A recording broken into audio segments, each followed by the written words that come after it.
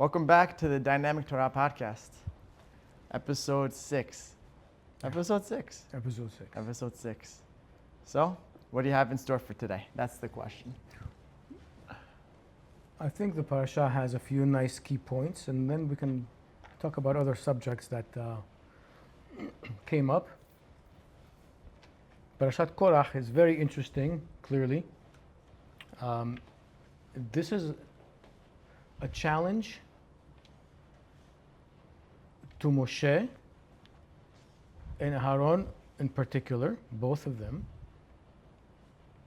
and the position that they held. Now let's be very candid. Moshe and Aaron are brothers. Moshe is the head of the executive branch. Okay. He is also the head of the Supreme Court of the time. Aaron, who is Moshe's brother, is the head of the priesthood. They both hold the highest positions in the three branches of government of the Jewish people. That's clear. What Korah is saying is, you two, who are brothers, by the way, hold enormous power. Shouldn't you be disseminating some of this power? Be it from his own clan and family, as well as the tribe of Reuven, right, Datan Aviram, who were clearly the heads of that tribe, that why are you taking all this power to yourselves? Reuven represents the firstborn of the Israelites. If anything, they got a good claim.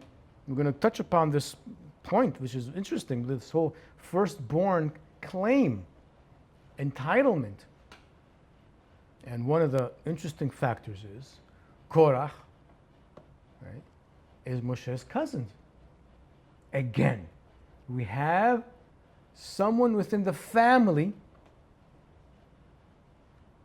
bringing up a point against Moshe, and this time also against Aaron. Miriam first, let's keep that in mind, right?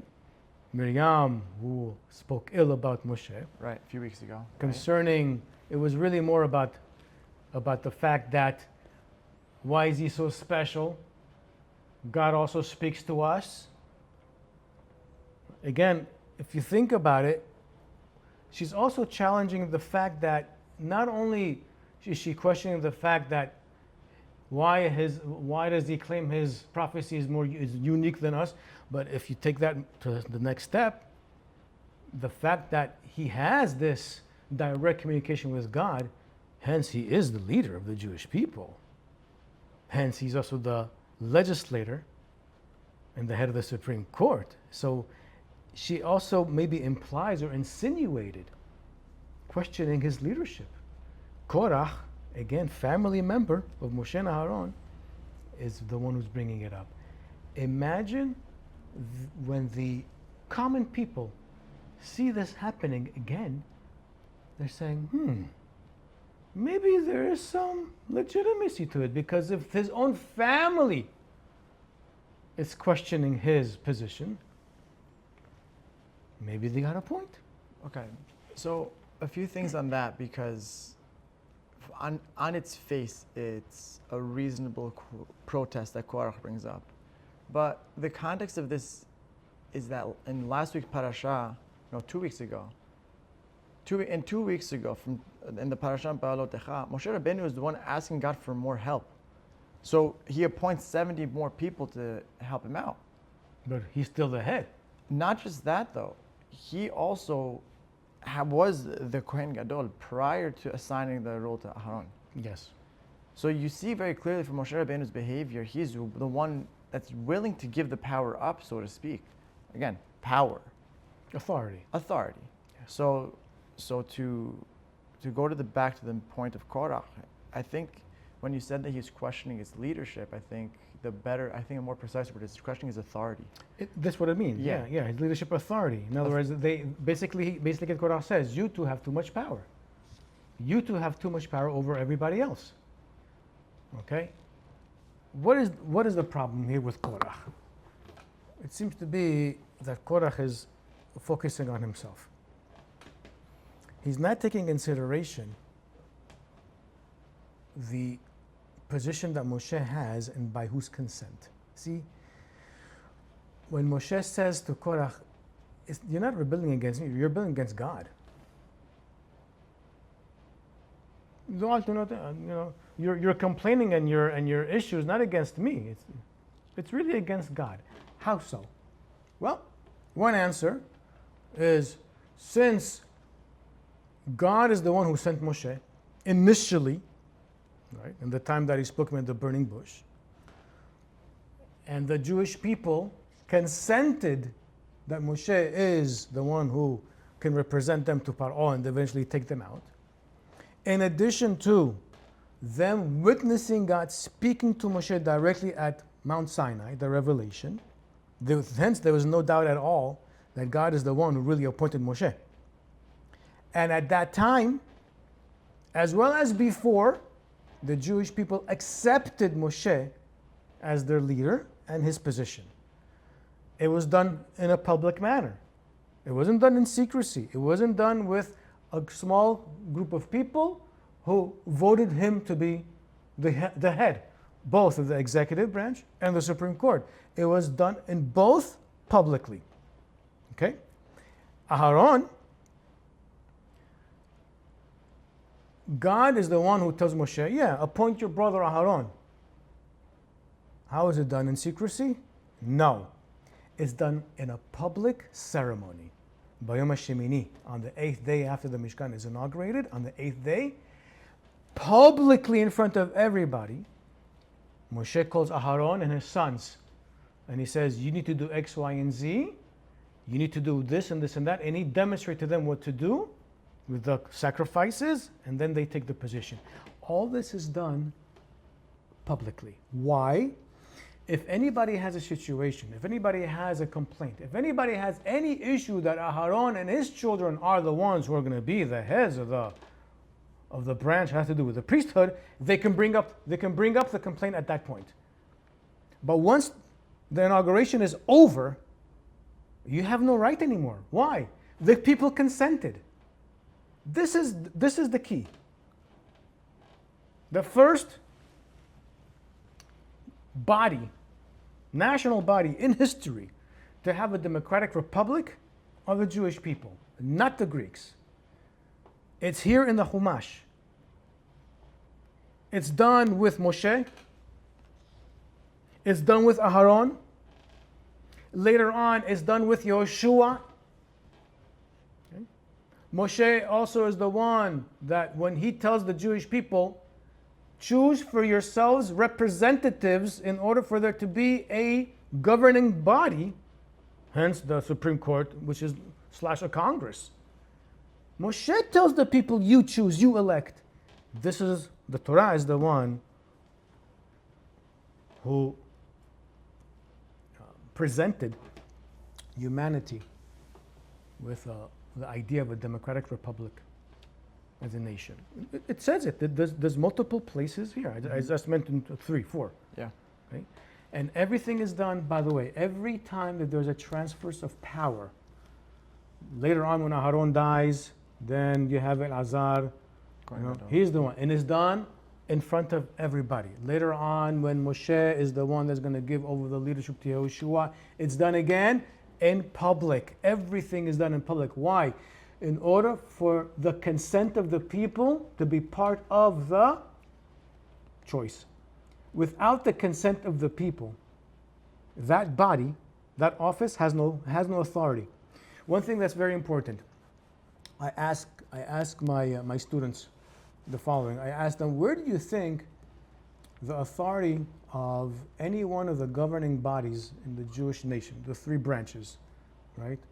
The executive branch, the judicial branch, and then the kehuna, the priesthood branch. Where do they get the authority from? 2 places. Number 1, the Torah itself / God, okay, which is through legislation, what the Torah says, right? And number 2, the consent of the people.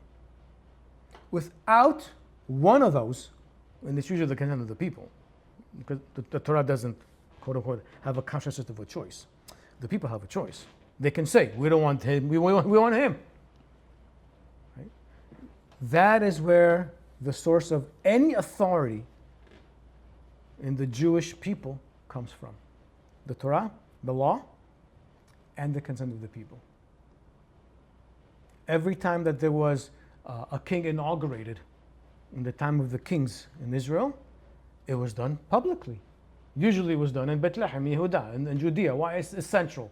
Hence later on, hence the capital is also there. Why? And the people and the leaders of all the different families as well as the tribes would gather there, and they would say yes or no. If yes, great. The king is inaugurated. They pour some oil on his head, and the king. We have the king. Great. Okay. But the law gives the authority and the consent of the people. Mm-hmm. That is where, again, we go back to this idea of a covenant that we have with God. Ultimately, all power and authority stem from the law and the people. The office itself has no power and authority independent on its own. It is always dependent on the law and the consent of the people. This is so important to understand, including today when we don't have officially any one of those three branches. Clearly we don't. Okay? Let's say the rabbi of a community. The rabbi needs to understand, not only is he a servant and does he serve the community, the kahal, okay? He also has to understand that his authority stems from the consent of the people, because they're the Jewish people. The Jewish people are the ones who have a covenant with God. Not only the rabbi, is the citizens. This way there's always a balance of power. This way the person in position understands that he can't go out of bounds. He can't do that.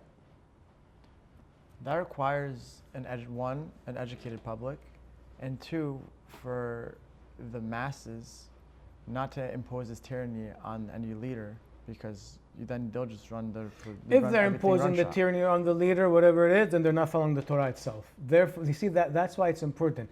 That's why power is not held only the Torah or only the people. No, it's a combination of both. That is where we get that balance. Because if the people are not following properly what the Torah says when it comes to that issue, they can be called out.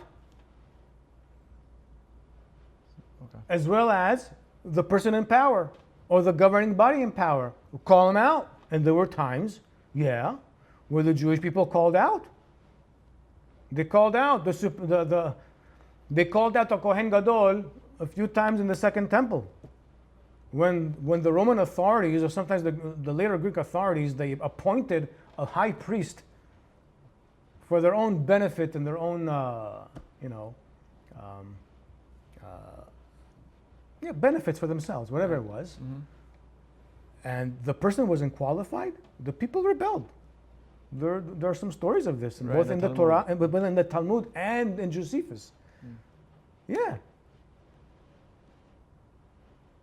So it didn't happen often with the king because they were afraid from the king. Why?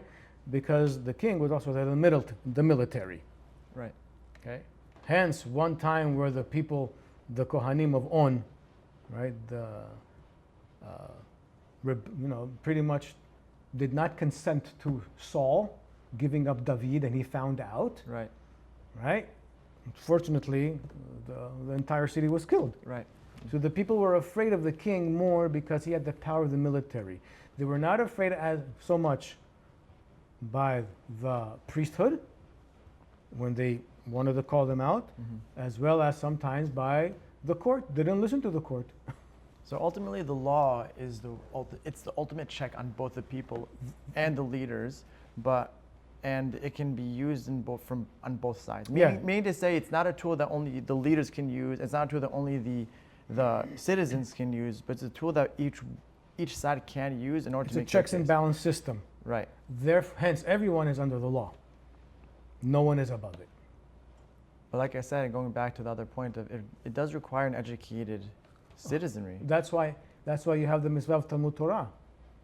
That's why it's important that the nation knows the Torah, knows its constitution. It doesn't have to be thorough every single thing. No, definitely the fundamentals of the principles they have to know.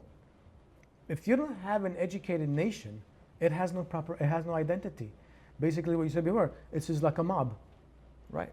And it's very easy to get in that position. I mean, what we see, for example, in the French Revolution. The French Revolution ended up being just a tyranny of the majority. It was a disaster. And how great was it for their citizens, for their country? Nothing changed. Nothing it went changed. from one tyrant to another tyrant. Right. Ultimately. What's the difference between that revolution and the American Revolution? Right. The American Revolution was based on the Torah and the Bible. That God is the head of the state, not the king, not the general, not even the governing body. That was the genius of America. That's why it succeeded, because they wanted to have a nation, a country, a state where God is the governing. God is above everybody. Right. Whereas in the French Revolution, they didn't think under those terms. No, it was also a different culture. Keep in mind that was also during the time of the Emancipation, the Enlightenment. Even though they had these ideas, it was disregarded. It was disregarded because in favor of something more, which was democracy, pure, straight democracy, which eventually led to. Yes, even though I think that the common French population, who were uneducated and extremely impoverished, like you can imagine, over 99% were like that. Mm-hmm. What the heck do they know what democracy even is? What do you know what democracy is? They didn't know what that is. Whereas in America, okay, in the early 1600s, when the pilgrims started to slowly come here, Mm-hmm. for a good 150 years, that the Torah Shebe'al Peh, the common dialogue and culture that was among the people, because they were Bible observant people. They were. The Puritans, you're saying. Yeah, the Puritans. And then eventually the rest. And their leaders also. Mm-hmm. And in their churches, what did they talk about in their churches mainly? Freedom from tyranny. Where? And they would quote scripture all the time. Right. All the time. So you have 150 years of this dialogue among the common citizens of the people, and that is the dream they want to have of America. The Constitution is not something that was produced within a year or two or three, but just representatives of the people. No, the Constitution is the written form of over 150-year dialogue among the people and its leaders, and its statesmen, and its priests, and its leaders. Mm. That's what it was. It goes back to this idea that ideas and thoughts and opinions and dialogue, when they're later on put into writing, they only have a small portion of what is really the dialogue is really about. Mm-hmm. The same thing with our Torah. The Torah doesn't capture everything that was going on from the time of Genesis until the end of Deuteronomy. No, it captures key moments, key things. Legislation, well, guess what? The legislation of the Torah is not the law, it's not the halakha. You need that Torah Shebe'al Peh, that dialogue of what does that mean? How do we fulfill these things? How do we apply this legislation? That's the dialogue. Mm. I think that's a point that we should really discuss in more depth. I think it might be a good topic to discuss afterwards, just the Torah Shebichtav, Torah Shebe'al Peh systems and how they work in tandem with each other. Because it came up over the weekend when I was discussing with a lot of friends. One of my friends who was listening to the podcast, he really enjoyed the how you explain the Torah Shebe'al Peh, how it has different flavors. And when you gave the example of respect in America versus what it means in Middle Eastern countries, Yeah. he really appreciated that sort of breakdown and showing that each person, each nation, each group has their own flavor and interpretation of what things mean. And so to understand that system and how it works, I think it's crucial to them being able to read the Torah itself and thereby interpret and generate more and more meaning as a result. Yeah, one of the things that both non-Jewish people as well as some as also Jewish people, they miss a lot of things in the Torah. Is that they're not reading it within the Torah Shebaal Peh value system of it. So therefore, they're using tools or lenses or methodologies from Western ideas, postmodernism ideas, whatever it is, and sometimes even Catholic and Christian ideas, and trying to impose it upon it, and you're getting the wrong messages, completely wrong. You're getting it wrong. No. That's why, again, it goes back to what we were talking multiple times in the different podcasts. In order to really understand a people as well as their literature, you must use their key symbols, their key deciphering methods to get who they are. Yes, it takes learning. Yes, it takes. It requires your brain to become multicultural, as the Chacham says, not monolinguistic. Sure. Yeah. Okay. Yeah. Right. So going back to the parasha, Right. it clearly there's a big problem. They have support. They have 250 very well-known people among the Jewish people, clearly leaders, representatives, also becoming coming into cahoot with Korah Yeah. and the tribe of Reuven, the leader of Reuven, and Moshe says, "Fine, let's do this. Tomorrow, everybody take a pan and put on it a ketoret, some incense, right? And put fire, and we'll see who God chooses, right?" And later on, he says the same thing with Aharon, right? Because the first time he tells it to the people, Aharon wasn't part of it. Now this time, Aharon, the second time he does say Aharon, because he says, because you guys are asking for kehuna, for priesthood, for that position, let's put it to a challenge. Right, and it's not like, and what Moshe Rabbeinu also points out, he says that it's not like you guys don't have a position already. Yeah, They were said, already- we have a position, a Levite position, Right, but very they wanted more. Yeah. Okay. So what happens eventually? God gets extremely upset with the whole situation, as well as Moshe gets very upset because he's not the one who even asked for this position in the first place. Right. He didn't ask for it. He didn't even want it. It's just something, again, has to do with his humility. Let's keep that in mind at the same time as part of the background of who he was. And they do this whole thing with the pans, and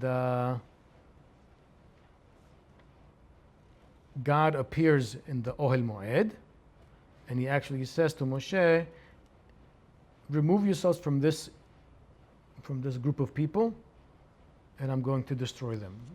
You know, and the way Saadia Gaon explains it is that if you will remove yourselves from the people, I will destroy them. Every time this happens, by the way, if giving Moshe a choice, again, testing Moshe, are you going to do it or not? That's interesting that he adds the word im. Yeah. Right? Because the text itself doesn't mention it. Right. If anything here, God is instructing them to leave, to move out. Yeah. But it seemed they didn't move. They didn't.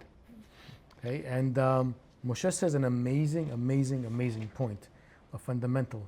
He says, God, El, the God of all living beings, one person is going to transgress, and then you're going to get upset among the entire people. In other words, how can you hold the entire group accountable when only one person is who messed up? Which is fascinating, because again, this is a fundamental in Judaism, that each person, gets what they deserve.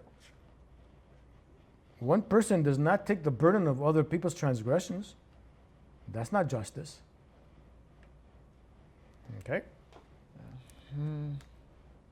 But if the other people are following this one man, why shouldn't they receive punishment for it as well? Well, just because they follow doesn't mean that they're doing the same thing as he is. The one who's leading the rebellion, the one who's talking, the one who's really challenging is Korah. So because And the Tam Va'aviram, by the way. right, and they're explicitly mentioned as Key people. and directly negating what Moshe Rabbeinu was even saying, and they're also very open and brazen in their response to him. Yeah, we're not coming to see you. Yes. Because again, they felt that since they are representatives of the firstborn tribe, they're entitled. This is something important to understand. Okay. Other authors wrote about this in the past. The Torah, as well as in the Tanakh, challenges and debunks this whole concept that a person who's a firstborn, you're automatically entitled. No, you're not. Your merit is based on your doings. That's what it's about. So where does the idea come from? And it seems to be also an idea that's prevalent even in our day and age. Yeah, that idea comes from early societies, as well as pagan societies. The first of anything has special status. And we have this in the Torah, as well as in other Semitic religions, that the first crop, the first vine, the first animal, okay, as well as the first son. What was the position of the firstborn son in general? Is that he would pretty much, when he becomes a more mature adult in his 30s, whatever it is, he is the one who would pretty much carry the burden of taking care of the family once the father retires or dies. So he would be the one who would continue the clan. So the burden was on him. Hence, he would get more of an inheritance than other siblings because he needs to support. He's in charge of the finances and making sure that the clan was able to continue to exist. Okay. That was pretty much, the understanding. Were there times where if a firstborn son didn't want or couldn't handle that burden and responsibility, he'd be able to sell the position? Yes. That was also something common that was done in Semitic countries. We know this today based on archaeology, on official tablets that were found in Ugarit and as well as in Ebla, which is northwestern Syria, Lebanon. Thousands and thousands of clay tablets, mainly dealing with legalities, by the way. Inheritance, marriage, divorce, business, lawsuits. Civil. And this was also cases. something. So going back to what Yaakov did with Esav, telling Esav, sell it to me, sell me that responsibility, that was nothing original. That was something very common that would happen. Esav never objected to the company. He says, where are you getting this idea from? I'm going to sell. Esav didn't say anything of that sort. He's saying, yeah, give me some food and whatever it is. Yeah. He's willing. So what does the Torah keep doing often? It shines the light, not on the firstborn, Right. but on the younger one. Right. From Ishmael, it shines on Yitzchak. Cain and Hevel. Cain and Hevel also. Hevel Right. is the younger one. Okay, you have Ishmael and Yitzhak. Yitzhak is chosen. Yeah. You have Esav and Yaakov. Yaakov is chosen. Okay, then you have the 12 sons of Yaakov. Yaakov. Yosef is number 11. Later on, Yehuda is number 4. Okay, you have Aharon and Moshe. Moshe is chosen. Okay, later on, you have also David and his brothers. He's the youngest one. He has 7 brothers. He's the youngest one. David is chosen. Right? Then you have Shlomo. Shlomo is the youngest one. He's chosen. It's not about the birth status of who you are. That is what the Torah says. It's about your accomplishments, your potentials. You got the goods? Go ahead. Do it. And it also tells us something important when it comes to who we are as humans.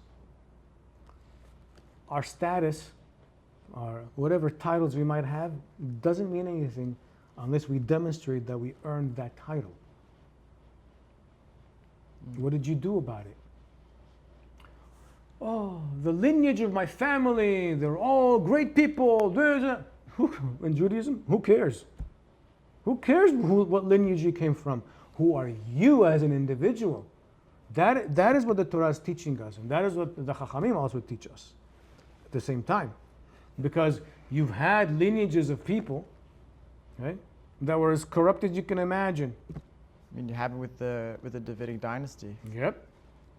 But they continued to remain as kings, even though the Tanakh exposed them as terrible kings. Majority of them. Some were. Most. Half. Right. Half. It was really half, almost 50-50. That were not so Okay. good and that were good. Yeah. Right, but you still had that lineage. You do. But they're called out. See, that's the thing. They're called out. They're called out. Okay. So even if there is that lineage, because I think that the Torah is presenting an ideal, and I think that it's an ideal that we've come closer to that ideal in our day and age. In Western culture at least, but in Middle East culture, the status of the firstborn is still regarded extremely high. It is. Right? And not just that, when it comes to lineage, and you have a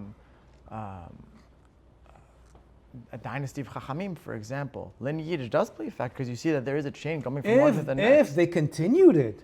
If they didn't continue it, well, guess what? Thanks to you, you broke the chain. So you're saying the lineage is more like a fun fact than it is anything about a person's status and dignity. Absolutely. Your status is determined on the choices and behavior that you make. That's your status. That is what the Torah is teaching us. Ish behet o yumat. In other words, every person is burdened on what they did in their life. It's on you. Everything, really, throughout the whole Chumash, I'm sorry, everywhere, okay? It strips away this idea of, oh, you're so great in your status and all that. God's not interested in that. He's interested in the behavior of the person, of the human being. What type of person are you? I don't care who your parents were. I don't care who your grandparents were. So what? If anything, well, I'm going to say this.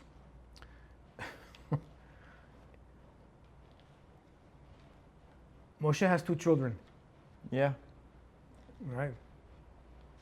Eliezer and Gershom. Okay. Who were their children? The Chumash doesn't say anything. Right. But if we look in the book of Shofetim, the book of Judges, we see that the grandson of Moshe, okay, was actually somebody who was known to be an artisan of idols.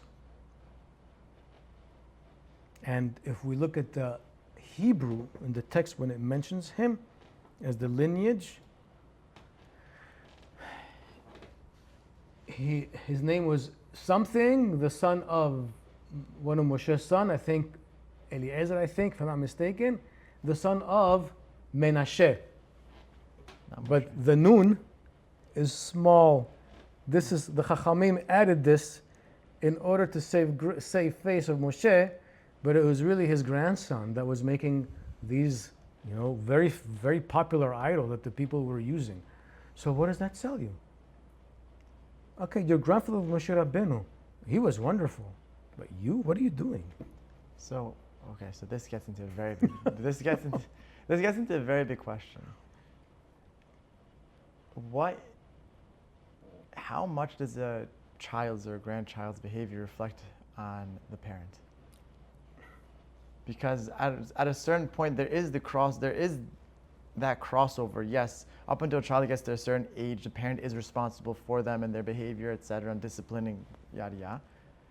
And then once the child is 18, let's say 18, 16, 25, whatever, then it's on them, so to speak. Yeah. But it's still, in a way, a reflection of the parents. It does come back to it. We see that, and sometimes it's a mistake. If we know that the parents raised the child with no proper values, with no identity of who they really are, and they continue that, okay, yeah, it makes sense. And many times you also have those types of children who suddenly, oh my God, they discover who they are on their own, in spite of how their parents raised them. Right. That's fascinating. That's a wonder in the first place. Right. But at the same time, you also have, many people who raise their children in a proper way, and then they completely are done. It's like they have nothing to do with it. It's like, where do they? You don't know who they are anymore. What happened? Well, who knows what happened? Maybe there's some dynamics in the family that we don't know what happened. Sure. Maybe this person was also in the wrong crowd, be it in school, be it in work, be it in society. There's so many factors. It's very difficult to pinpoint one thing as to the result, how we come out. Never. It's never that way. So far as we know it, the human brain, okay, is the most complex and complicated thing in this universe. And we happen to have one. Okay. We are extremely difficult to understand how we are, who we are, why we are, because our brain, whether we like it or not, whether we're conscious of it or not, okay, especially when we're younger children, we have no idea. Sure. It's constantly being stimulated all over the place, and it's hardwiring our brain. And then when we become adults, we behave in a certain way. And sometimes we ask ourselves, I had no idea. I don't know why I did this. Yeah, very often we're honest about it. I don't know why I did that. I don't know why I snapped. I don't know why I did. Even if it's a good thing, I don't know. You don't know where it came from. It just something just moved me to do it. I don't know. Very often, it's something that's very deep, hardwired in our brain as when we're children. So that's why it's very difficult to really say, oh, it's because of this, oh, it's because of that. So many factors, so many situations, so many experiences that are in the hundreds of thousands of stimuli we're getting every day. Certain things our brain hardwires, soft wires, or throws it away. And often we have no control over it. Often we really don't have control over this. Especially when we're young and teenagers. Of course. Especially then. That's why it's very important that good fundamental values are inculcated in children when they're young. This helps a lot because it helps orient the brain of how to process things, of how to also catalog things in the wiring itself. That's why among our people, the Tanakh, the Humash, was taught at the age of 5, if not earlier. Pesukim. What's the first thing a father teaches his son? Torah Tzedon Moshe, and then Shema Yisrael. Pesukim. Why verses? Because those things, they're repeated often. Those are the things that get wired in our brain. They stick. And from 5 to 10, the Mikra, the scripture is learned and wrote over and over. Why? That is what is going to be used throughout the course of one's life as the tool of processing things. It's not out of nowhere that our sages came up with this. Of course, they didn't understand neurology the way we do, right? But definitely they understood this idea that the more you impress on the brain, the more it solidifies, the more you start thinking in those terms. Right. It becomes your value system in a way. Yeah. Whether you're aware of it or not, it's something that you gravitate back towards. Do you really think the Jewish people, when they're behaving so miserably in the Chumash, in the desert and before, and all these problems, do you think that they were really conscious of the fact that they were so hardwired the way pagans think and the way slaves think and all that? They weren't aware of this. They just say, this is who we are. Yeah, but it's who you are. Why? Because of where you came from, because how you grew up, because how you felt yourself, because you're victims, because you're X, Y, and Z. Yeah. And we see this. Oh my gosh, we can definitely break it down to human behavior and psychology. And later on, when you have the next generation, which is resilient, they don't have that. They don't have those patterns at all. Nothing. They're their children? Yeah. Yeah, genetics, sure. The nurturing they got. in the 40-year journey with Moshe,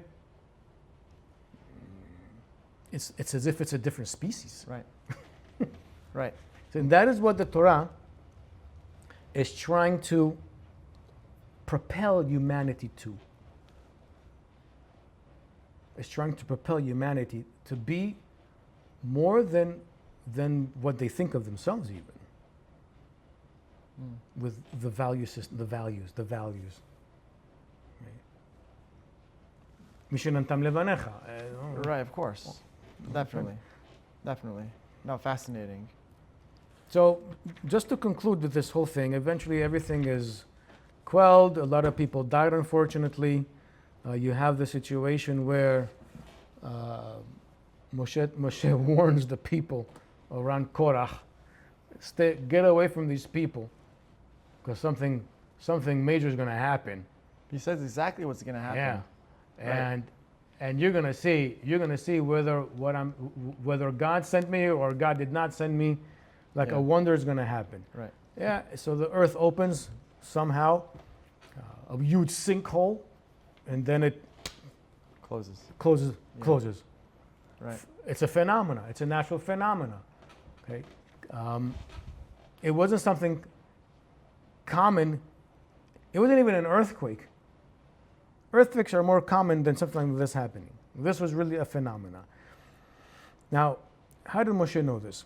Because God doesn't, nowhere in the scripture does it say that God tells him this information. No, this is something that I developed a while ago, and I keep developing this idea. How is it that you have Moshe as well as other prophets saying something is going to happen and it happens? But to the T. Okay. And it has nothing to do with humans and their freedom of choice. That's the difference. Everything that will ever happen in the universe, including planet Earth, that has to do with natural phenomena, natural things that actually happen, is already predestined from the time of creation. The next earthquake, the next hurricane, the next tornado, the next tsunami, the next melting of the glaciers, the next anything that's going to happen in the natural order of things in the universe, as well as Earth, is already designed from the time of creation.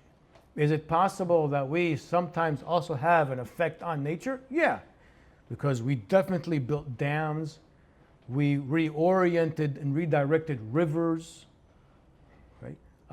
We changed land masses. We did.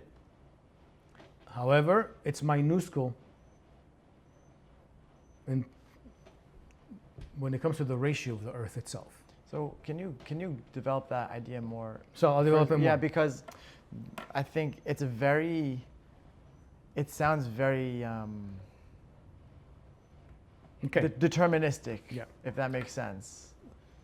The laws of the universe, whatever, again, everything is deterministic in the universe except human choice. Except our decisions. Okay. So, how long will the sun shine? And when is the solar system not functioning anymore because of the sun? That's predetermined. That's done already. How long will the geology of the Earth change with its with the tectonic plates moving around? That's predetermined. Right? When is the next time the magnetic field of the Earth is going to switch from north to south? Because it did that before. So, predetermined. When is the next time the Earth's axis is going to change? Predetermined. Because it happened already. When is the next time an asteroid or a comet is going to hit the Earth? Predetermined. All those things, the mechanism, the mechanics, the Newtonian mechanics, we'll call it pretty much, right? Mm-hmm. That's going to happen on Earth, in the solar system, in the Milky Way galaxy, and in every single galaxy of this universe. That's already done. It's going to unfold on its own. God is the one who put it into place. God is the one who set those things. Imagine a person who is called a prophet is able to tap into that information mechanism, to that frequency, and know what is going to happen, what's the next natural event that will happen. And he'll be able to tell you when and where and how.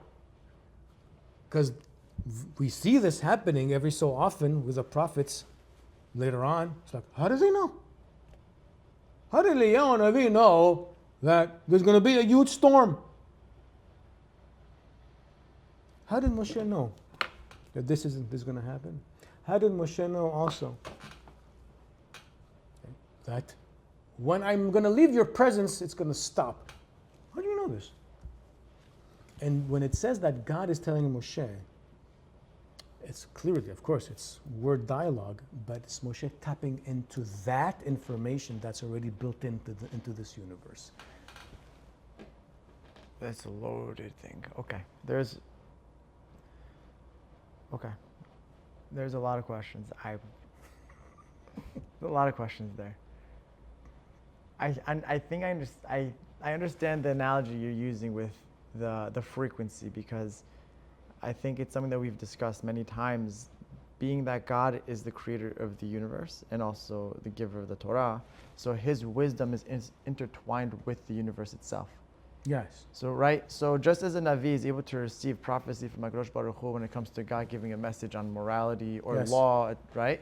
So that's frequency A called. That's the Torah frequency of God's wisdom and God's emanation of Torah, of mitzvot, specifically from Moshe Rabbeinu, of messages, of morality, of etc. Human guidance. Human guidance. Yes. The moral element. It's the moral code that God has given us, and the Navi is then able to tap in the message in their own way and receive an image, or the halom, right? The prophecy specifically, where they receive this, right?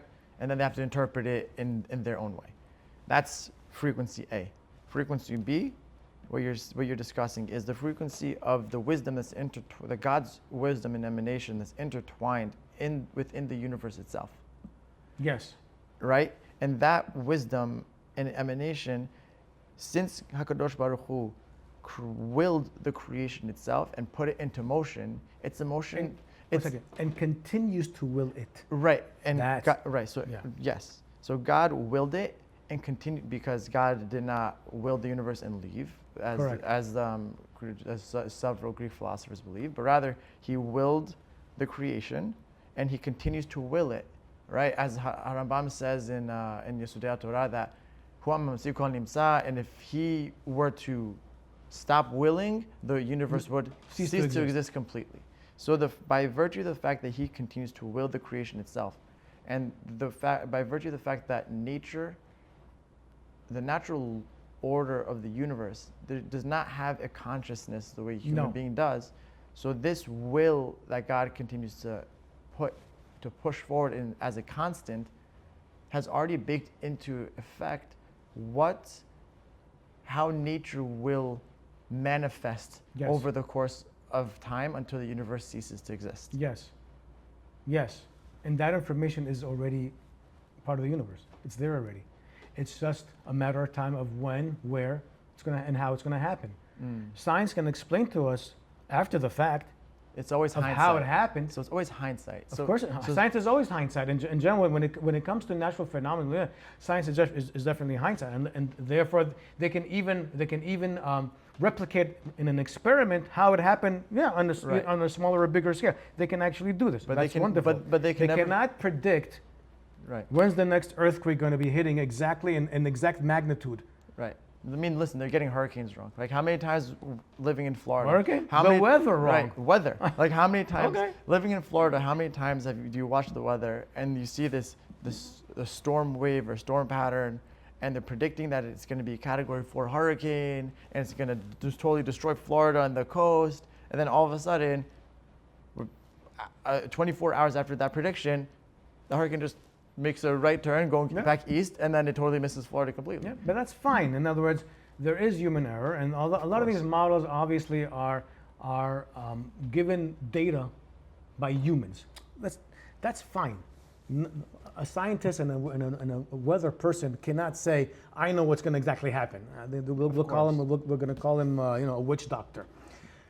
But a prophet, since one of the prerequisites of being a prophet, okay, is critical understanding of creation and how the universe functions. That's how Maimonides describes it. In the 7th chapter of Yesodot Okay. Torah. Yeah. Then he already started to tap into it. It's just now that he's able to move further and to orient his mind in order to into that frequency, be it the morality or be it something's going to happen, and he doesn't. His prediction is 100%. That's a Navi Emet. That's a Navi. That's a true prophet. Emet. That's interesting. Because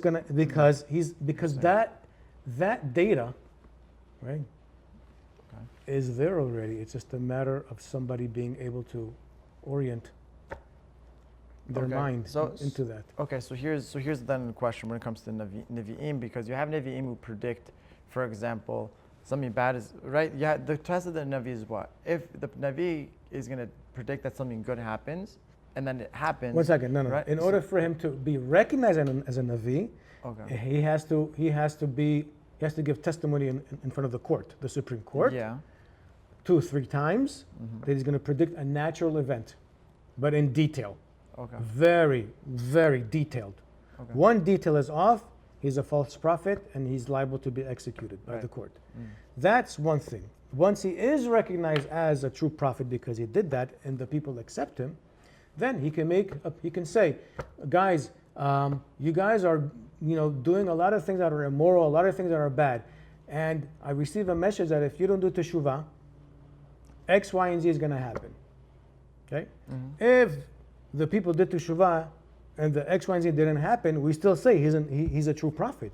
Because the point of the Navi telling this is for them to repent and become better people. Navi holds a lot of power because the Navi could then manipulate the people, even after he proves and substantiates his We take prophecy. his word. We take his word. We take his word. However, if he tells us to do something that is contrary to the 3 cardinal, of course, not to the law itself, not to the law, because he can sometimes suspend the law for a situation in a very specific with the Supreme Court, with the consent of the Supreme Court. Yes. Okay. You can say we're going tomorrow on Shabbat to fight these people, and we have to. We do it. Or Asha'ah, for Okay, example. that's fine. Temporary, it's fine. Permanent, you cannot say we're going to eradicate a mitzvah and the Torah. No, you can't do that. Not only that, he can't even say we're going to eradicate a halacha, a law that the court made. You can't do that. Right. You can say we can temporarily suspend it with the consent of the court. Right. It's always the thing is this: that's the prophet does not hold an office. He's independent. His office is the prophet. Is the prophet, but he does not hold by an office. You mean he does not hold anything within legislation or the executive or the No. He's totally independent. Yeah. If anything, he also comes to be the checks and balance system on them also, and the 3. and that's demonstrated throughout the Nevi'im. Yeah. Right. When he goes, when the prophet goes to the king and calls him out, and the king doesn't sometimes listen, sometimes doesn't listen. Or the king, but the king doesn't even kill him. Like what? No. Like with Natan and Navi, for example, they were calling afraid. David out. Yeah. They were afraid of the Navi. Right. They were afraid of the Navi because they knew that they're true. See, the kings of Israel, even the shyster ones, the bad ones, the not so good ones. Even though they're arrogant and all that, they never claimed to be gods. By the way, which is interesting. That's true. Okay. Okay. And they were afraid of God. They just did whatever the heck they wanted. But they were also word of the Navi. They were like, we don't mess around with this guy.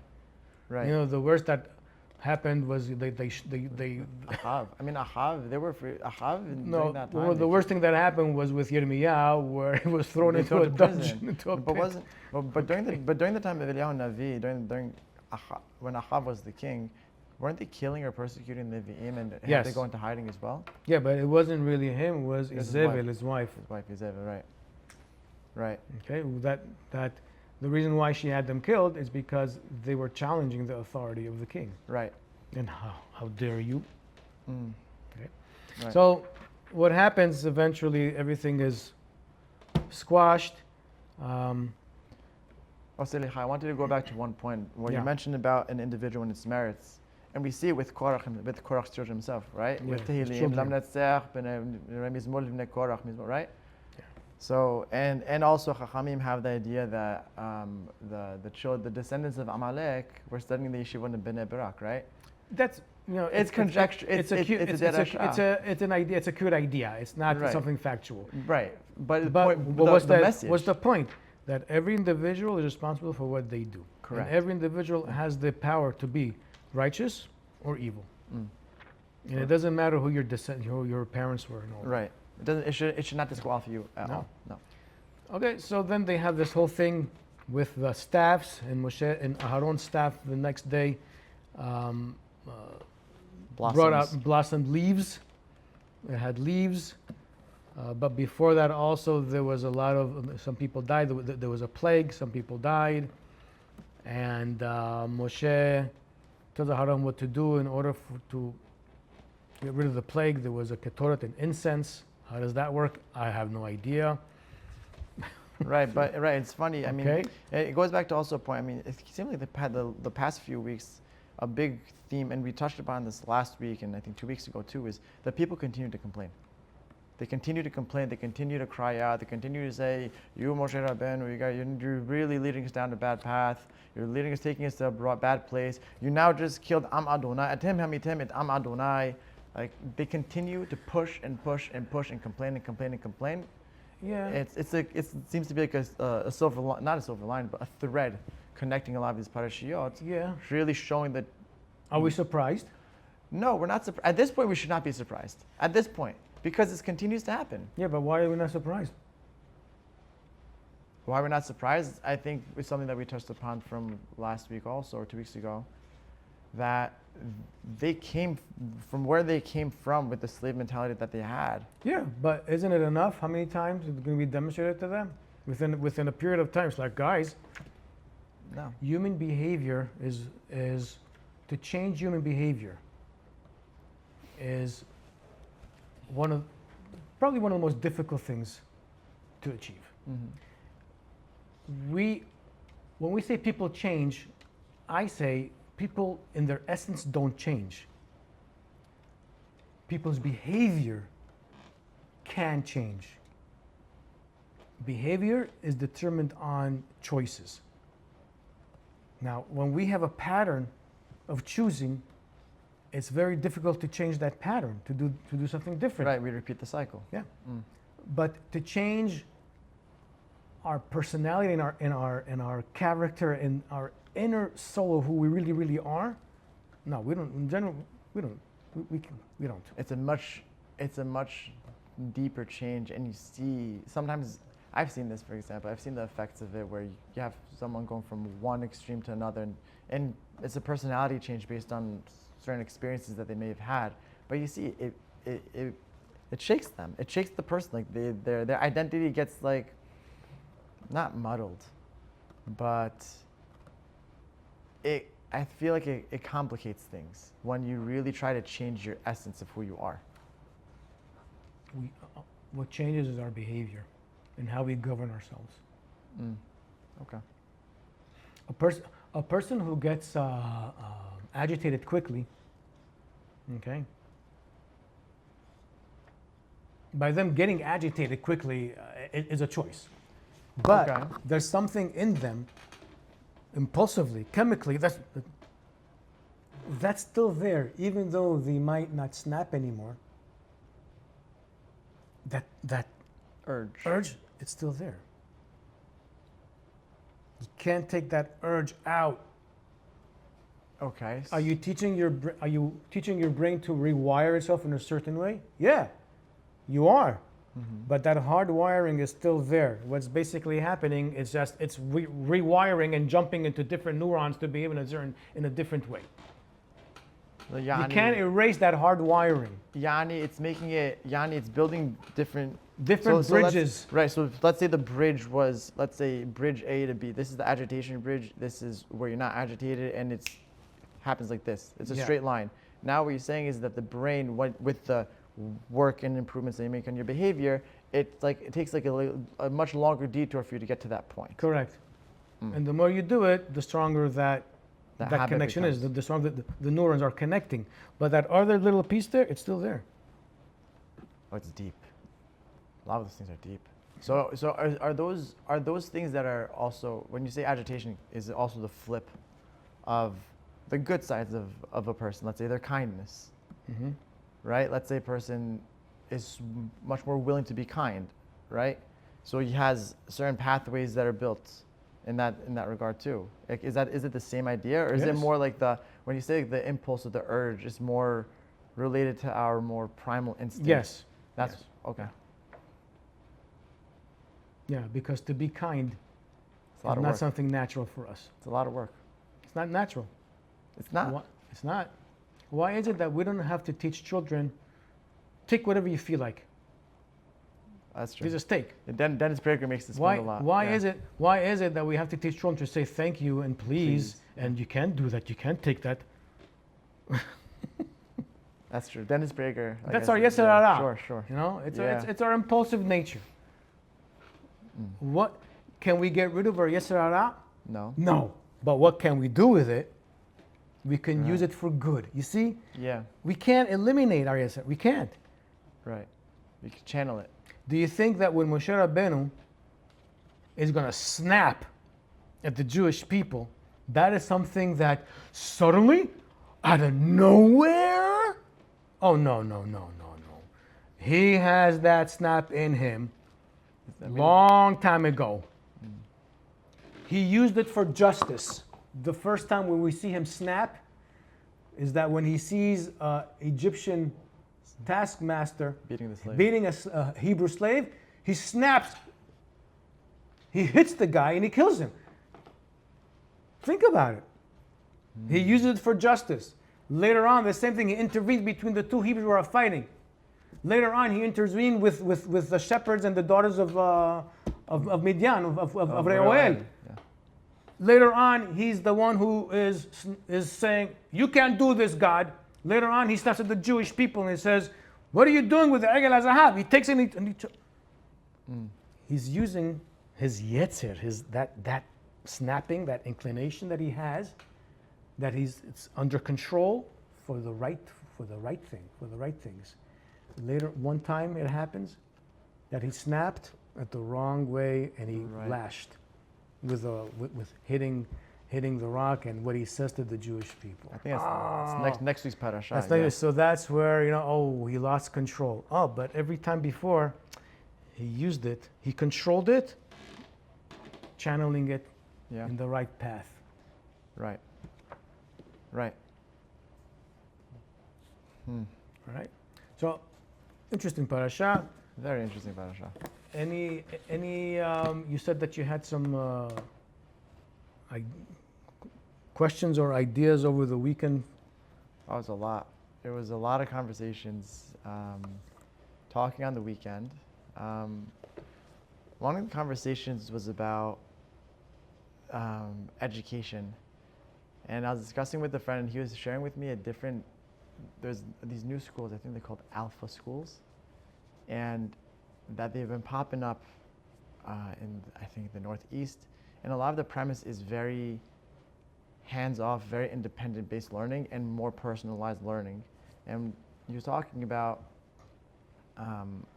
it's less focused on grades than it is about a person really developing themselves in their education. So we were talking about in terms of Jewish education, because what we're seeing in Jewish education now is, and there are good things about Jewish education, and in a separate conversation I had about Jewish education, one of my friends was mentioning that ultimately what Jewish education has really done,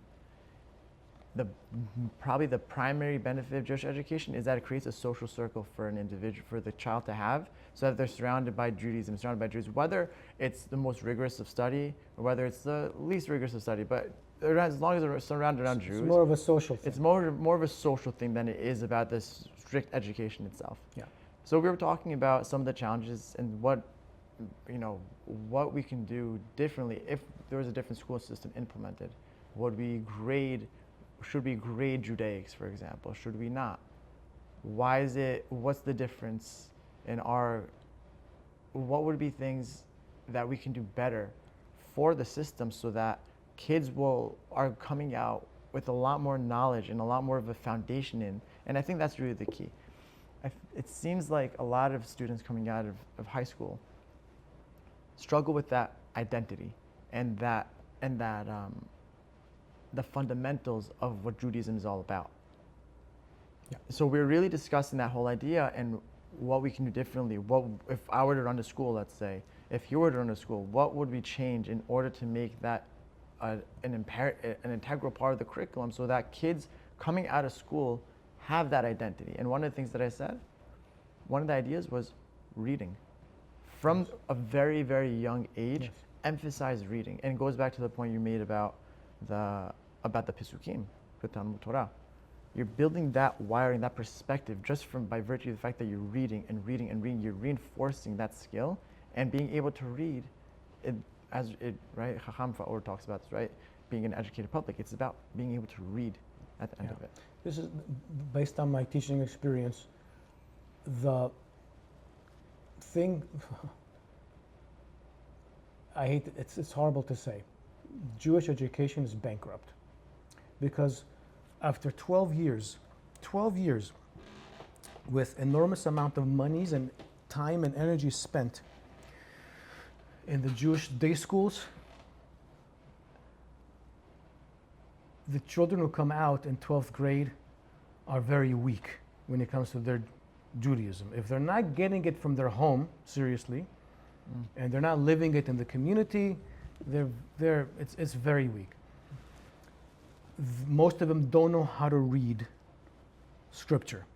I'm not talking about difficult, I'm just talking about regular Pesukim. Can you just read the Hebrew? Most of them, 9 out of 10, easy, cannot read one verse without gross mistakes. This is high school. Okay? The one who can read is because, they come from a home that they read Chumash. The father teaches them, or he has a teacher, and this is how you read it. All right? And that was another point of sorry to cut you off, but in terms of what the responsibility is between the home and also the school. Because nowadays, kids are spending 8-9 hours at school. It's a large chunk of their day, core hours, and then they come back at home. They're spending however many hours before they go to sleep. So that was another part of the conversation, but we'll continue. So, and this is a big problem because if you can't read something correctly, you have no respect for it. It's not important to you if you can't read it. If you can't read something, you can never own it. You can't master it. It doesn't mean anything to you. Okay, that's one. That's why I've been emphasizing for a few years already in the school that we must teach kindergarten, first grade, how to read the Chumash. For the first few years, teach them to memorize verses. Chapter. No understanding, no English. Memorize the verses. As well as introduce them to the Aleph Bet, the vowels, basic grammar changes here and there. But one of the biggest problems is that the educators themselves don't know how to properly read the Chumash. That's this also is part of the conversation. Also a very big problem. That's also part of the conversation too. Okay. Yeah, sure. So that's one. Number two, a lot of the Judaics that's being taught is very superficial, very shallow, silly, nonsensical. And when I say nonsensical, I really mean that in the most polite way. That elementary kids, okay, once they get to middle school, they're really, once they get to high school, it's like, what? How do I know? Because when I talk to my students, Talk to us. 10th, 11th, 12th graders. When we were growing up, also, sure. And we happen to talk about a topic, or either we're learning it as a unit, or we have our open conversations, and they say, and I tell them, number one, I go, that's not what the scripture says. I go, where? let's open the Chumash. Put on the screen. Where do you see this? Then what is that? I go, oh, that's Midrash. What's Midrash? I have to explain what Midrash is. Then why did the teacher tell this to us? I go, I don't know. But if I was your teacher when you were that young, I would never say that. Midrashim should not be even spoken about until they reach high school. As well as, even when they're in high school, only certain children who take a certain course of how to properly decipher things, Midrash, should be taught. No Midrashim. Okay? Because very often that's what they remember, and very often they think this happened, this is real. Understanding it on a literal, superficial way. What do you, no. It's not. Especially the most fantastical ones, that's what they remember, clearly. Okay, that's how our brain operates. Sure. And then they say, this is all a bunch of BS. I go, well, if you take it literal, you're right, but it's not. And then I go through with them how to properly understand it and to decode it. They say, oh, now I get it. And I tell them, guys, do me a favor. Anytime you hear something that's off the wall, take a step back. Ask the person, is this something that the Torah says? Or Midrash? If it's in the Torah, say, let's read it. Let's try to understand it through our own reason, even if it sounds outlandish. Let's try to understand it. Where is this coming from? Okay. If it's the Midrash, definitely say, oh, I need to approach this in a proper way. This is figurative language. This is allegory. This is a metaphor. Who said this statement? When was it said? What was the context that they said this? What's the background? What's the message? What's the lesson? That is a big problem. The third issue is that the children lack seriously the fundamentals of Judaism. But serious lack. They don't know any fundamentals. They don't know how to approach this book unless they take my class. They don't know how to approach it. And if I would ask high school students, seniors, 12 years of Jewish education, and I include the so-called yeshivot, I'll challenge them, including the teachers, including the administration, just to demonstrate where are we with Jewish education. I want the seniors, before they leave the school, to write to me only a 10-sentence paragraph. What is the Torah? Coherently. They would not be able to. They can't. They don't know how to describe this. Oh, it's the 5 books of Moses. That's it. It's one sentence. With all due respect, okay, non-Jewish seniors who go to a Christian school would be able to tell me what is the Old Testament. I want you to write me an essay. What is the Old Testament exactly? They'd be able to, because they focus on those fundamentals. Whether we'll take, they wouldn't say anything about Jesus. That's for sure. It doesn't exist. I don't care about the gospel. I want, what is the Jewish Bible? What is it? Tell me about it. Describe it to me.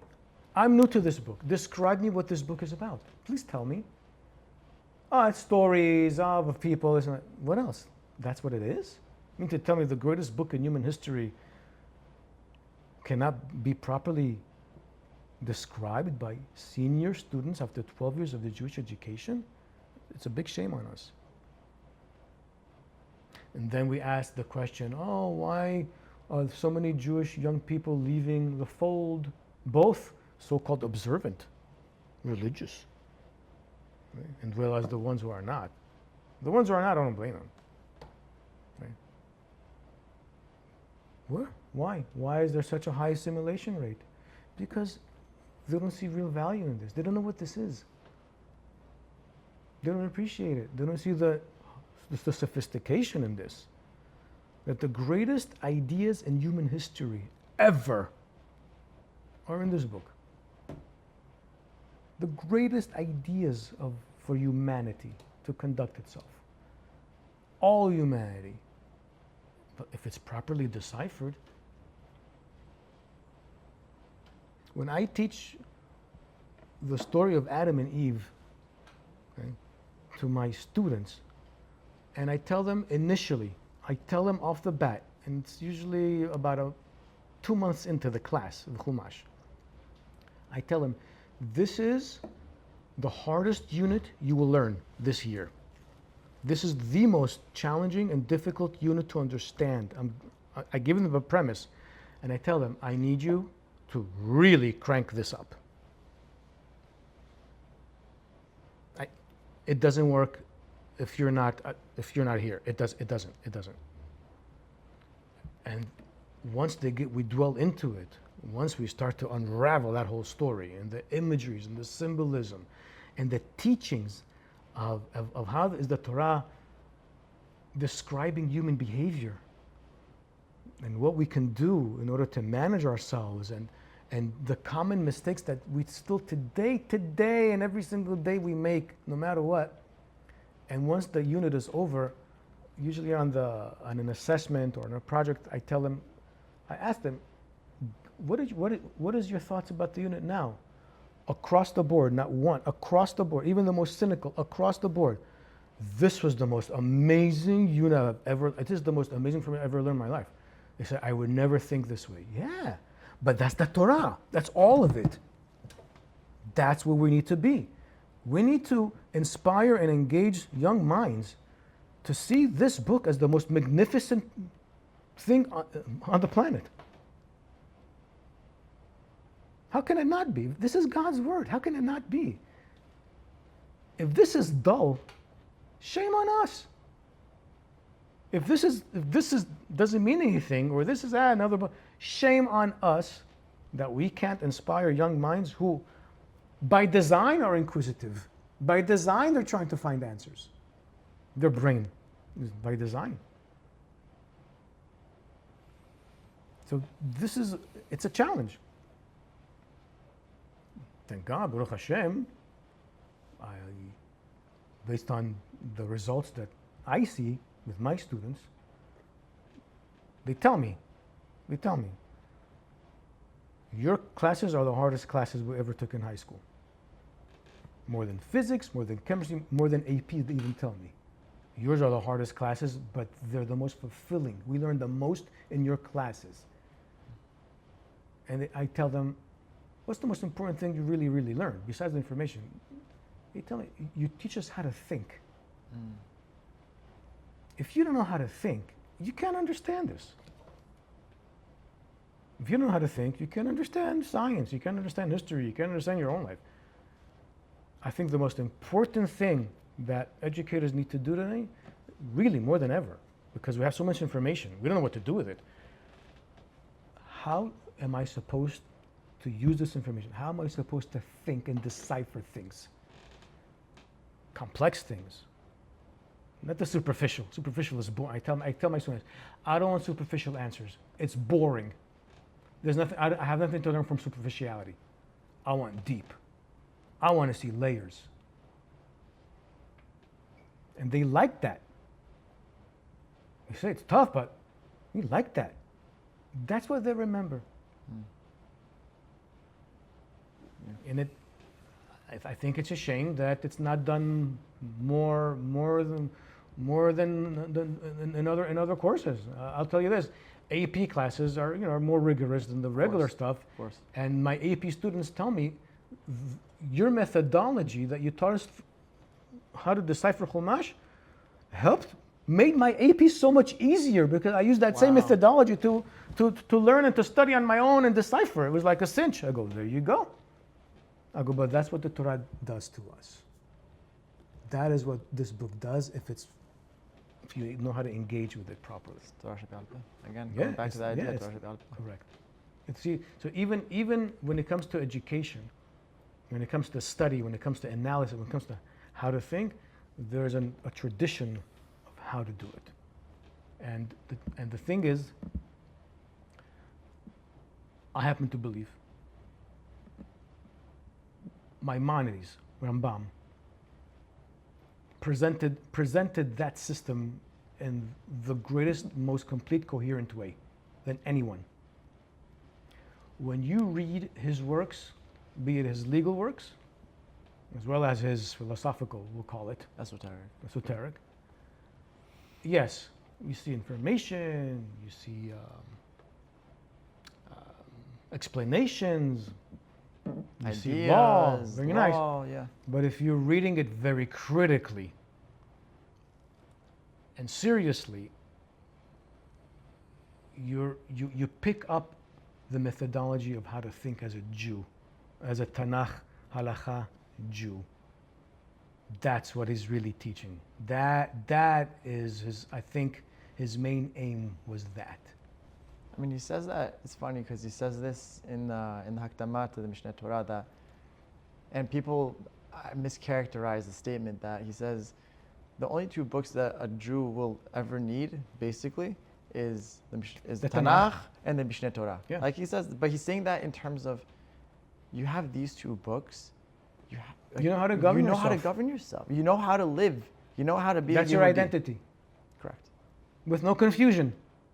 You know how to practice. You know to observe. You know what to do Shabbat. You know how to do terumah. You know how to Not only shoot. that, ideology, the fundamentals. The fundamentals. Fundamentals. Also, yeah. So in other words, we have laws, oral law fundamentals that we can. Once we have them, then we can see. Oh, I see how they play in the actual scripture.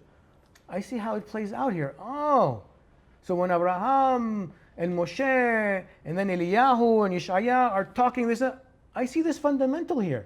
That's the point. That's the connection. That's what you need to make the connection and see it. Where else can I see this? That's the wiring. See, the wiring of the Tanakh and Halakha should be the wiring of our brain. Interesting. That's what it should be. Very interesting. As well as everything else. I'm not excluding anything when it comes to wisdom and intelligence. No, of course not. but this is the basis. That's the basis. This is the framework. Because that's the basis of Jewish identity. Tanakh and Halakha. Yeah. All right. So, I think some interesting topics today. Very. There's another question I'll ask off the podcast. It was about, one question I had was about in Parashat Mishpatim, at the end of Parashat Mishpatim, when you have the episode of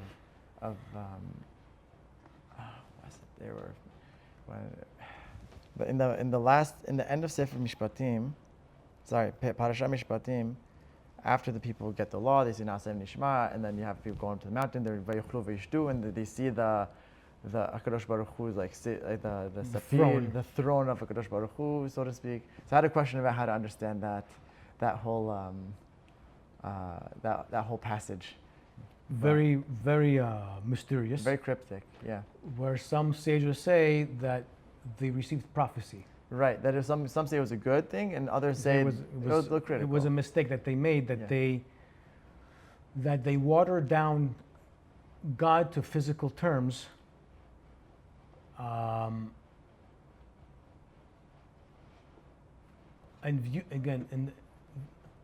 viewed God as manifesting physically.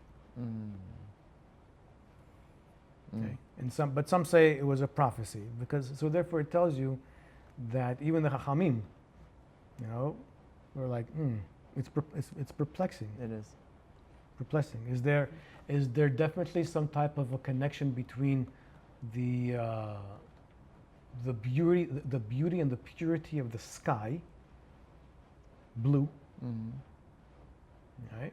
Because they compared to Ibn Sapir, everything was sapphire, like blue, okay? And connecting it with God. If we're going to connect it with God, we got to say yes, it's God's creation. God's his intelligence is manifested in the sky.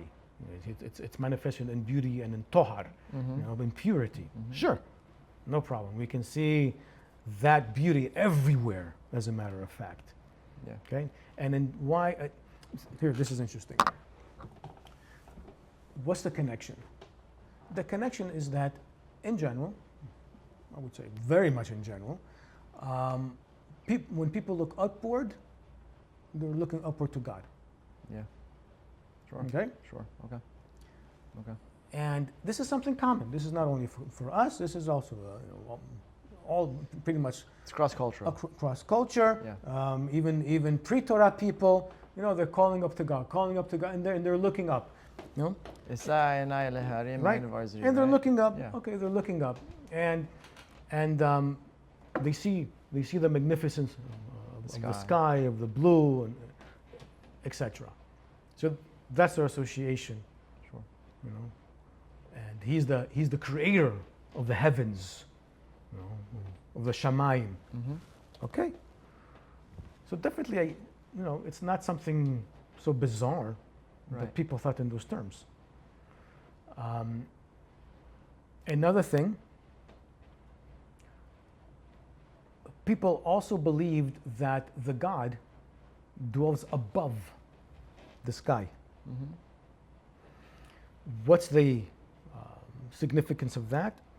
That he's the one who controls the weather. Okay. Okay? The rain, Yeah. okay, as well as clouds. Okay. Okay? This is something interesting. In pagan mythologies, both Mesopotamian as well as Greeks, they have this imagery, the rider of the clouds. Okay? It could be Baal or it could be Zeus.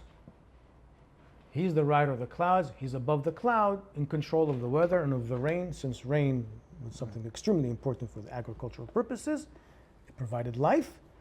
Hence, he is the one who's the benefactor of that. Now, if we look in the book of Tehillim, God is also depicted as Rochev Aravot. He is also the rider of the clouds also. Mm. We took that same imagery, but of course for us it's only Adonai, Mm-hmm. as well as he is the God of everything else, Of course. of everything else. Mm-hmm. And if we look in the Torah, in the covenant in particular, the Chumash, the benefits of us following the covenant really has to do with agriculture. And first and foremost, it's rain.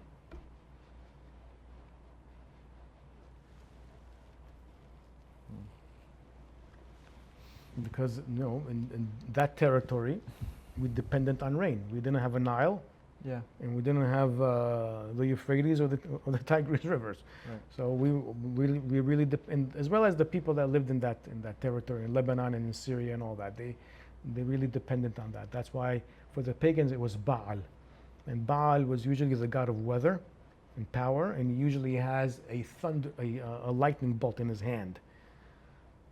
Interesting. Yes, Okay. as when they found idols of Baal, he has the lightning bolt. Hence, later on, the Greeks also, they took that imagery with Zeus. They have the same imagery, Yes. right? So why were the people eating at the end? That's the- Because that's where the criticism comes in. That's the right? criticism comes. So them eating and drinking, they were feasting. So some say it makes sense because they offered sacrifices, and now they're eating. They're doing something collectively. Now in the primitive mind, when people would do a sacrifice or do an offering to the god, when one of the purposes of them eating is because they actually believe that the God is with them at the same time that they're feasting. So them doing that is not something so bizarre, because for them it's as if God, who they offered the sacrifice to, is with them together as part of the feast. Right. And it's also symbolic, going back to them starting the Berit, right? So it says it has even more significance of boy. binding it, right? It's binding. That meal was a meal of binding. Yeah. That's Sure. it. Because they also believe that God is with them together at the Mhm. same time. Right. We hope that they didn't actually think that he's actually eating with them. Right. Okay. Kavyachol, right. Okay, I'm going to say, of course not. But we don't know how they actually thought. But we definitely know that that whole ceremony that Moshe does, with the blood and all that, that had tremendous symbolism of kinship. Yeah. That Adonai, right, is part of their kinship. Right. Together, collective. And this is something, again, it's not something that they came up with. This was the common Semitic belief of all the people in the territory way before them. Yeah. Right. It is interesting. So not only did they think that their God is with them as kinship, they didn't even have a problem thinking that angelic beings can meet up with people and eat and drink. Abraham. Think about it. Even though we want to say it's a nevuah, yeah, but the Torah describes it as a nevuah, Right. as a prophet. If you take it as Right. is, More than just, I think it's also, I mean, correct me if I'm wrong, it's more than eating and drinking, but interacting. As a human being. So Yaakov Avinu, totally right? normal. Like Yaakov Avinu with the malach, wrestling with the malach. Totally normal. Interesting. Very interesting. Okay. Sure. So we got to understand those episodes, not strictly from the Talmudic or the Maimonidean or Sa'adiyya, Geonim way later on how they developed it. We should take in mind and to understand them from primitive Semitic religions and the association with how they viewed, and then it makes even more sense why it's even described this way, which is bizarre. Right. Right. I think on that, I mean, I know, and we can talk more about this. I think Yes. You mentioned one more point. I think the last point. I think that's something we spoke about on that episode. Them eating and drinking, it's also taken critically. It's a criticism of the people eating and drinking because they're just that association with the physical components of Kadosh Baruch Hu, but also them indulging, so to speak, in what a prophecy or what they receive. But keep right? in mind, that's already after many centuries of Torah Sheba'al Peh developing. Definitely. Of saying, fundamentally, we can't think in these physical terms under any circumstance. Yeah, 1,000 years later, that's how we think. We don't think that way anymore. But Torah Sheba'al Peh is not static. Torah Sheba'al Peh is conscious. It's unfolding. It's changing within the psyche of the people of how we're going to look at it. Yeah. So even though we might look at it today as, oh man, they did something really bizarre and all that, well, no, that's because we're thinking of Torah Sheba'al Peh, thanks to the Talmud and thanks to medieval commentators that told us about, this is nevuah, this is how we're supposed to think. We don't think in these terms, no physical. But for them, we have to understand what their Torah Sheba'al Peh was. How did their psyche process what they did? If they did something completely wrong, what, Moshe Rabbeinu is going to tell him, what the heck are you doing? What, every time you do something wrong, he says, whoa, hello. Mm-hmm. Not Aharon, not Moshe, not even God. Within the scripture itself, they did nothing wrong. Seemingly, right. Okay? Right. Later on, again. Of course. Torah Sheba'al Peh unfolding, saying, oh, this is weird. Right. This is. So we got to take that in consideration, that the Torah Sheba'al Peh that we have now, 21st century, okay, is enormous amount of developing and unfolding. And that Torah Sheba'al Peh that we have today wasn't always, till today, there's no 100% consensus. No. You stand it right. And I think keep that in mind. Right. I think the important point also is that it's not, it's that, and this is something that we've mentioned in the past, we're standing on the shoulders of the people who developed it up until this point. So it's not necessarily that we're just disregarding the commentary at all. No. We're just trying to bring a new flavor, call it, or a new interpretation based on information that we now see from other sources and being able to make sense of it. More understanding to make this text even more coherent and more relevant. Because Yeah. the truth of the matter is, if I just say, okay, those primitive people thought that the God was okay, blah, blah, blah, blah, blah. That's just information. No, but if I'm trying to understand, why did they think that? Why was it necessary for them to even think this? Isn't it interesting that they thought this way, that they wanted God to be part of their kin? Isn't that what we say all the time? We want God to be with us? Mm-hmm. But God on our side. yeah, Right. but in a different way, not in that physical way that He's feasting with us. Right. Different. Right. You want that? Yeah, and I get it. That's an interesting That's point. see, That's an that's the interesting deep point. psyche of how you try to see the resemblance Sure. that we still think in the same way, just from different shade. Right. Different- It's manifested differently now. Because we Sure. still have the same concerns and the same anxieties and the same fears, and we're always looking for that security. Yeah. Okay, so they got it their way, we have it this way. But Yeah. So on that note, Baruch Adonai Le'olam. Amen, amen. Amen. Baruch. Baruch.